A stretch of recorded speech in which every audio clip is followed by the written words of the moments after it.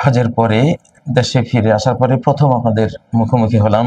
এর মধ্যেই একটা ইতিহাসের মোড় ঘুরে যাবার মতো একটি বিশ্ব পরিবর্তনকারী ঘটনা ঘটে গেছে, সেটা আপনারা সবাই জানেন। এটা কিন্তু একটা টার্নিং পয়েন্ট। তো সেটা নিয়ে কিছু কথা বলতে বলতে বলতে ইচ্ছা করতে করতে করতে আজকে আল্লাহর কলম অনুমোদন দিয়েছে হয়তো, সেজন্য আজকে বসতে পারলাম আলহামদুলিল্লাহ। শিরোনামটি দেখতে পাচ্ছেন, ইসলামিক শতাব্দীর আগামী শত বিজয়ের একটি বিজয়, ইরানের বিজয়। আমরা আগেই ঘোষণা করে রেখেছি 2024 পরবর্তী এই শতাব্দীটি ইসলামিক শতাব্দী। এটি হযরত ঈসা আলাইহিস সালামের শতাব্দী, হযরত ইমাম মাহদীর শতাব্দী। এটি গোটা মানব জাতির জন্য একটি মানবতার শতাব্দী, একটি রহমতের শতাব্দী, একটি আধ্যাত্মিক শতাব্দী, একটি পবিত্র শতাব্দী। এই শতাব্দীতে একের পর এক ভালোদের, ইসলামিকদের, আল্লাহওয়ালাদের, আউলিয়াদের, আধ্যাত্মিকদের বিজয় হতে থাকবে ইনশাআল্লাহ। তো 24-এ আমরা বাংলাদেশে বিজয় পেয়েছি, তারপরে পরে আরো কিছু বিজয় একের পর এক সংগঠিত হয়েছে শাম অঞ্চলে। এখন ঘটলো ইরানে, এরপরে ঘটতে থাকবে ইনশাআল্লাহ। যেখানে সংঘাত আসবে বিজয়টা ইসলামের পক্ষে আসবে ইনশাআল্লাহ। ফাইনাল রেজাল্টটা তারাই পাবে।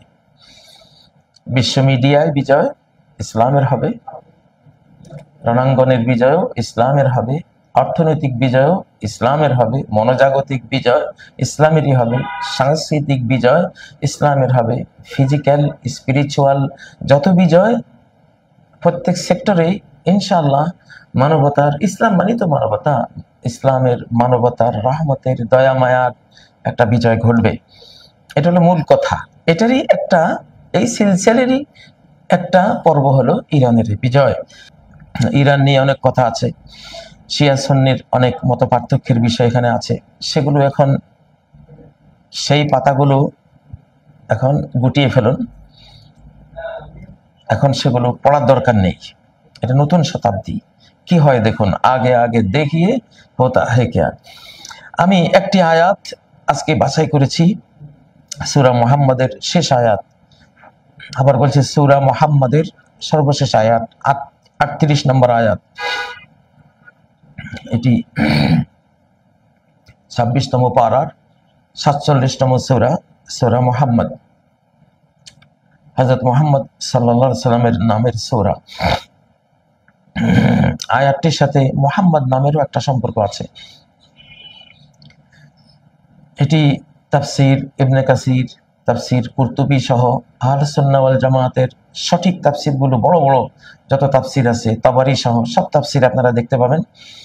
সহিহ বুখারীর তাফসীর অধ্যায়ে এই আয়াতের ব্যাখ্যা যেখানে আছে, সেখানে কিতাবুত তাফসীরে এই আয়াত নিয়ে ওই হাদিসটি বলা আছে যে এই যে ইরানের বিজয়টা হলো, এটা সুন্নাতুল্লাহর একটি সুন্নাহ, মানে আল্লাহর বিশ্ব পরিচালনার ইউনিভার্সাল যে লগুলো আছে, চিরস্থায়ী যে আইনগুলো আছে, জাতির উত্থান পতনের, জয় পরাজয়ের, এবং এক জাতিকে বাদ দিয়ে পরিবর্তে আরেক জাতিকে উত্থিত করার, বিজয়ী করার সুন্নাতুল্লাহ।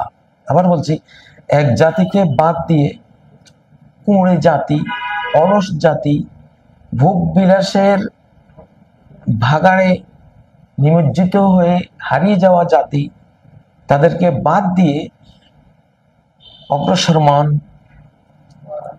উদ্দীপিত, উজ্জীবিত, সত্যবাদী, বীর এবং ন্যায়পরায়ণ কোন জাতিকে আগের ওই দুর্বল হয়ে যাওয়া, হারিয়ে যাওয়া জাতির জায়গায় আল্লাহ তাআলা চয়েস করে, মনোনয়ন করে নিয়ে আসেন। সেই ধরনের একটা ঘটনা ঘটে গেছে। সেই ধরনের একটা ঘটনা ঘটে গেছে। আরব জাতিকে বাদ দিয়ে আল্লাহ তাআলা ইরানের সাথে আফগানিস্তান, পাকিস্তান, আমাদের বাংলাদেশ সহ আরো আশপাশের এই জাতিগুলো আছে, আল্লাহ তাআলা বর্তমান অধিকাংশ আরবদের অকর্মণ্যতা, তাদের অথর্বতা, সাহসহীনতার কারণে তাদেরকে বাদ দিয়ে আল্লাহ ইরানিয়ান এবং তার আশপাশের জাতিগুলোকে বদলে এনে বিশ্বের সামনে দাঁড় করিয়েছেন। এরা এখন লিডার।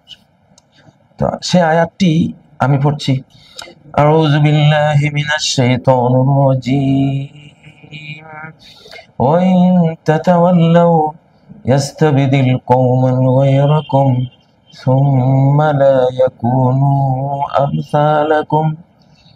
ওয়া ইন তাতাওয়াল্লাউ, যদি তোমরা মুখ ফিরিয়ে নাও, হে আরব জাতি, হে নবীর সাহাবীরা, নবীর সহচররা, নবীর জাতি, তোমরা যদি মুখ ফিরিয়ে নাও, কিসের থেকে মুখ ফিরিয়ে নাও? আমার দ্বীনের সাহায্য করা থেকে, দ্বীনের পথে অকুতুব হয়ে চলা থেকে যদি মুখ ফিরিয়ে নাও, ইয়াস্তাবদিল, তিনি বদলে নেবেন, অল্টারনেট করে নেবেন, কওমান, অন্য জাতিকে, অন্য সম্প্রদায়কে, গায়রাকুম, তোমাদের ছাড়া, যারা তোমাদের অন্তর্ভুক্ত না, তারা ভিন্ন রক্তের, ভিন্ন ভিন্ন বংশের, ভিন্ন ভৌগোলিক সীমারেখার অন্য কোনো জাতিকে তিনি মনোনীত করবেন তার দ্বীনের ঝান্ডা বুলন্দ করার জন্য, দ্বীনের সাহায্য করার জন্য। এইভাবে তিনি করবেন। সুম্মা লা ইয়াকুনু আমসালাকুম, অতঃপর তারা তোমাদের মতো এত অকর্মণ্য হবে না। যে অকর্মণ্যতার কারণে, যে অথর্বতা, পঙ্গুত্ব, সাহসীনতার কারণে তোমাদের বদলে অন্য জাতিকে আনবেন, যাদেরকে আনবেন তারা তোমাদের মতো আর হবে না। এই আয়াতটি সাহাবীদের বেষ্টনীর মাঝে বসে নবী সাল্লাল্লাহু আলাইহি ওয়াসাল্লাম যখন তেলাওয়াত করলেন, সহিহ বুখারীর এই আয়াতের তাফসীর খুলে দেখুন, ইবনে কাসির খুলে দেখুন, কুরতুবী খুলে দেখুন, বিভিন্ন তাফসীর, বড় বড় তাফসীর, তাবারি খুলে দেখুন, সব তাফসীরে আছে যে তিনি তখন সাহাবীদের বেষ্টনীর মধ্যে বসা। তখন এই আয়াত যখন সাহাবায়ে কেরাম শুনলেন, তারা তো যে কোনো আল্লাহর কথাকে একবারে গড পার্টিকলস পর্যন্ত, একবারে রুট লেভেল পর্যন্ত তারা পৌঁছে যেতেন। তো তারা প্রশ্ন করলেন, ইয়া রাসূলুল্লাহ, এরা কোন জাতি যে আমরা দিন ছেড়ে দিলে, ইসলামের যে বীরত্ব গাথা, দুঃসাহসিক যে একটা ইমানি মনোবল নিয়ে চলার কথা, সেগুলো আমরা বাদ দিয়ে দিলে আমাদেরকে আল্লাহ তাআলা মাইনাস করে অন্য জাতিকে সেই জায়গায় বসিয়ে দিবেন। এই জাতি, এরা কারা? আরবদের বদলে কাদেরকে আল্লাহ আনতেন? তখন নবী সাল্লাল্লাহু আলাইহি ওয়াসাল্লামের সাথে সালমান ফারসি, পারস্যের, ইরানের সালমান রাদিয়াল্লাহু তাআলা আনহু, তিনি উপবিষ্ট ছিলেন, বসা ছিলেন। নবীজি সালমানের মাথায় হাত দিয়ে বললেন, হাযা ওয়া কওমুহু, ইরানের এই সালমান এবং তার ইরানি জাতি তোমাদের বিকল্প হবে, তোমরা যদি আল্লাহর দ্বীনকে সাহায্য করা থেকে মুখ ফিরিয়ে নাও। সুবহানাল্লাহ, আয়াতটা কতটা সত্য হলো। সালমান, ইরানের সালমানের মাথা নবীজি হাত দিয়ে এই কথাটা বললেন, হাযা ওয়া কওমু, এই সালমানের জাতি অর্থাৎ ইরানিয়ান জাতি তোমাদের স্থলাভিষিক্ত হবে, হে আরবরা। তারপর নবীজি বললেন, লাউ কানাল ঈমানু বিসুরাইয়া লানালাহু রিজালুন মিন ফারিস, ঈমান যদি সপ্তর্ষি মণ্ডলী, আকাশের তারকা মণ্ডলীর ওখানেও থাকে, এত সুদূরে যদি ঈমানের কোনো পয়েন্ট থেকে, তাহলে এই সালমানের জাতি ওখান থেকে ঈমানটাকে আহরণ করে আনবে, এতটা ধী শক্তি সম্পন্ন। আজকে তাই তো দেখলাম, আজকে তাই তো হলো। ওয়াইন তাতাওয়াল্লাউ ইয়াস্তাবদিল কওমান গায়রাকুম সুম্মা লা ইয়াকুনু আমসালাকুম। আজহার বিশ্ববিদ্যালয়ের একজন পণ্ডিত, তিনি এই কথাই বলেছেন, ইস্তাবদালাল্লাহু ফারিসা বিল আরব, আল্লাহ তাআলা আরবদের বদলে পারস্যবাসীকে মনোনীত করেছেন ইসলামের শেষ শতাব্দীর বিজয়ের জন্য। এমনটা অতীতে হয়েছিল। আব্বাসি খেলাফতের মাধ্যমে আরব খেলাফতের পতন শেষে আল্লাহ তাআলা মঙ্গোলিয়ান জাতি চেঙ্গিস খান, হালাকু খানের জাতিকে বিকল্প হিসেবে ইসলামের তৌফিক দিয়ে এনেছিলেন। সেই হালাকু খান চেঙ্গিস খানের জাতি হলো তুর্কি জাতি, তার টার্কিশ এরদোগানদের জাতি। সুলতান সুলেমানরা সেই হালাকু খান চেঙ্গিস খানদেরই বংশধর, সেই বংশেরই মানুষ। তারা 720 বছর পর্যন্ত ইসলামের নেতৃত্ব দিয়েছিল, আল্লাহ বদলে নিয়েছেন। এটা সুন্নাতুল্লাহ, আল্লাহর মহাজাগতিক একটি কানুন, যে আপনি ছেড়ে দিলে, দ্বীনকে ত্যাগ করে দিলে আল্লাহ বসে থাকবেন না, আল্লাহ আরেক জাতিকে সে জায়গায় আনবেন। এটি সূরা আল মায়েদার 54 নম্বর আয়াত আল্লাহ বলেছেন, ইয়া আইয়ুহাল্লাযীনা আমানু, ওহে ঈমানদার সমাজ, মান ইয়ারতাদ্দা মিনকুম আন দীনিহি, তোমাদের মধ্যে যেই তার দ্বীন থেকে বিচ্যুত হয়ে যাবে, দ্বীনকে ত্যাগ করে দ্বীন থেকে সরে যাবে। যেমন আমরা অনেকে দ্বীন থেকে সরে গেছি, ইসলাম থেকে, কোরআন থেকে সরে গেছি, কোরআন শিক্ষা থেকে সরে গেছি। ইসলামিক যে খেলাফা, ইসলামিক যে রাষ্ট্র শাসন, এগুলি বললেই আমাদেরকে বিভিন্ন গালিগালাজ করা, আমরা সরে গেছি। তো তোমরা থামো, আল্লাহ তোমাদের মুখাপেক্ষী না। ফাসাউফা ইয়াতিল্লাহু বিকওমিন, আল্লাহ এমন সম্প্রদায়কে নিয়ে আসবে তোমাদের জায়গায়, তোমাদেরকে ছুঁড়ে ফেলবেন, এবং এমন সম্প্রদায়কে নিয়ে আসবেন ইউহিব্বুহুম ওয়া ইউহিব্বুনা, তাদেরকে তিনি ভালোবাসেন, তারাও তাকে, আল্লাহকে ভালোবাসে। আযিল্লাতিন আলাল মুমিনিন, মুমিনদের জন্য তারা হবে সফট কর্নার, কোমল ব্যবহারকারী। আইজ্জাতিন আলাল কাফিরিন, বেঈমানদের উপরে হবে তারা অত্যন্ত কঠিন। ইউজাহিদুনা ফি সাবিলিল্লাহ, আল্লাহর পথে যুদ্ধ করবে। লা ইয়াখাফুনা ফিল্লাহি লাওমাতা লাইম, আল্লাহর ব্যাপারে কোন ভৎসনাকে তারা তোয়াক্কা করবে না। যালিকা ফাদলুল্লাহ, এটি একটি অনুগ্রহ।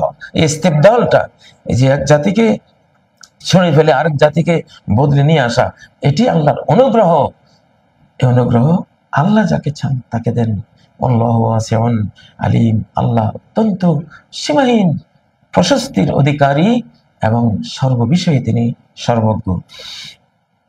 প্রিয় বন্ধুরা, তো এক রাতে যদি আল্লাহ তাআলা ইমাম মাহদিকে মাহদিতে রূপান্তর করতে পারেন, হতে পারে ইরানিয়ানের জাতিকে এক মুহূর্তে আল্লাহ তাআলা ইসলামের সঠিক পথে, সঠিক রাস্তায় নিয়ে এসেছেন। এক যুদ্ধের প্রেসারে ফেলে, আমি তো ইমাম খোমেনির বক্তৃতা শুনি, আমরা ফার্সি ভাষার পড়ালেখা করা মানুষ, ওনার যে ফার্সি বক্তব্য শুনি, গভীর পণ্ডিত মানুষ, এবং সেখানে শিয়া ইত্যাদির কোনো কথা নেই, কোরআনের কথা, সুন্নাহর কথা, ইসলামিক যে বিশ্ব মহাবিশ্বের মধ্যে যে সুন্নাতুল্লাহ, কাওয়ানিনুল্লাহ, আল্লাহর কানুন, লগুলো চলমান, সেগুলোর অনেক বড় পণ্ডিত নেই। তো আমরা দোয়া করি আল্লাহর কাছে, আমি তখনই দোয়া করেছি আল্লাহ, যে ইরানিয়ানরা 900 মানে তারা একসময় খাঁটি আহলুস সুন্নাহ ওয়াল জামাআহ ছিল, আমাদের মতোই মুসলিম ছিল। মুখতার নামে তাদের এক বাদশা তাদেরকে শিয়াইজমে ঢুকিয়েছে। তারপরে ইরানে কোটি কোটি সুন্নি সঠিক মুসলিমরা আছেন। তো এটা বলছি, আমরা যে শিয়া সুন্নিটা পার্থক্য করি সেই পয়েন্ট অফ ভিউ থেকে বলছি, আসলে কোনো পার্থক্য নেই, আমরা সবাই মুসলিম, এটাই কথা। তো এখন এই শেষ মুহূর্তে এসে এটা কোরআনিক জেনারেশন তৈরি হবে। সাহাবীরা যেমন আল জিলুল কোরআনিক জেনারেশন ছিলেন, সুন্নাহ তার সাথে ছিল, এখন শেষ মুহূর্তে আবার কোরআনিক জেনারেশন তৈরি হচ্ছে। ইরানও সেই আওতায় আল্লাহর মনোনয়নে চলে এসেছেন, এবং এই সূরা মুহাম্মদের 38তম আয়াতটি বাস্তবায়িত হয়ে গেছে। সালমানের মাথায়, ইরানি সালমানের মাথায় হাত রেখে আল্লাহ রাসূল যেটা বলেছেন, যে তোমরা পঙ্গুত্ব বরণ করলে, হ্যাঁ, তোমরা ইহুদি খ্রিস্টানদের সাথে যদি মিশে যাও, তখন তোমাদেরকে ছুঁড়ে ফেলে আল্লাহ এর কওমকে নিয়ে আসবেন। অক্ষরে অক্ষরে বাস্তবায়ন হয়ে গেল। অতএব ইরানের জন্য দোয়া করবেন, তারা গোটা বিশ্ব মুসলিমদের মুখ উজ্জ্বল করেছে, টার্নিং পয়েন্ট, ক্ষমতা চলে গেছে। এখন আমরা আগে বলতাম এটা 24 পরবর্তীতে ক্ষমতা মুসলিমদের হাতে, আরো জাগরুক হলো, উজ্জ্বল উজ্জীবিত হলো ইরান যুদ্ধের মাধ্যমে। কিভাবে কল্পনার বাইরে কিভাবে ক্ষমতাটা মুসলিমদের হাতে আরো পাকাপোক্ত হলো। এবং সূরা নিসার 159 নম্বর আয়াতের যে ভবিষ্যৎবাণী, ওয়াই মিন আহলিল কিতাবি ইল্লা লা ইউমিনান্না বিহি ক্বাবলা মাউতি, প্রত্যেক আহলুল কিতাব ইহুদি খ্রিস্টান জাতির যারা ভালো, খ্রিস্টান জাতির মধ্যে বেশি, ইহুদিদেরও যারা 2-4 জন ভালো থাকবে, আহলুল কিতাবরা মৃত্যুর আগে সবাই মুসলিম হয়ে যাবে। আমি প্রেসিডেন্ট ট্রাম্পের ব্যাপারেও আশাবাদী, আমি আমেরিকানদের ব্যাপারেও আশাবাদী, ইউরোপিয়ান খ্রিস্টানদের ব্যাপারে আশাবাদী, রাশিয়ান খ্রিস্টানদের ব্যাপারে আশাবাদী।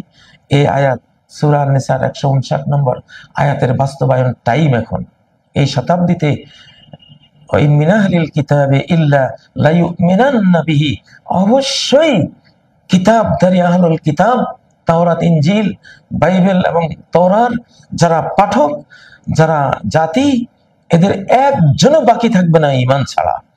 এটা সেই শতাব্দী শুরু হয়েছে ইরান যুদ্ধের মাধ্যমে, এটা বিশ্বের সামনে এসে গেছে প্রিয় বন্ধুরা। অতএব আশায় বুক বাঁধতেই পারি, আগে আগে দেখিয়ে হতা হ্যায় কেয়া, এটা বলতেই পারি।